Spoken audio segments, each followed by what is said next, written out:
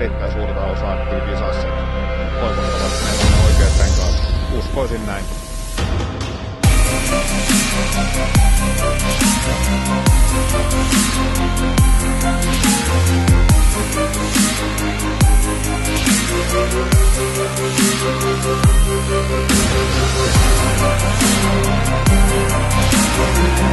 No on tietenkin paljon kiva pääsee lähteä seuraamaan. Voidaan ajaa jotenkin.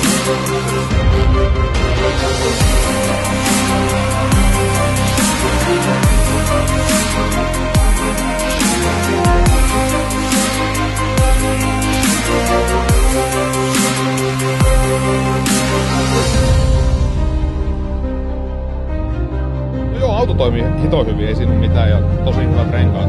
Kiitos Pastil siitä, tosi hyvät renkaat. Ei mitään, miehestähän tää homma kiinni on.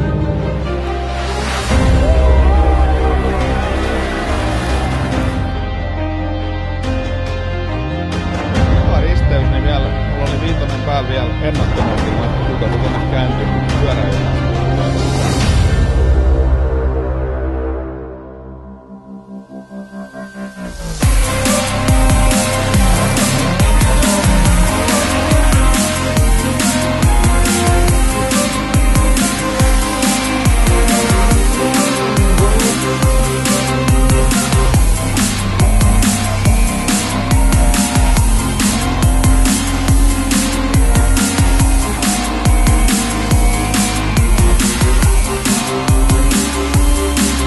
Oli yritys jo aika kovaa, että varmaan tietty tällä autolla, missä täällä pienellä moottoriin niin vähän jäädään, mutta kyllä mä nyt yritin ihan perkeleesti, että katsotaan, jos matti tulee kovemmin, niin auton muuta.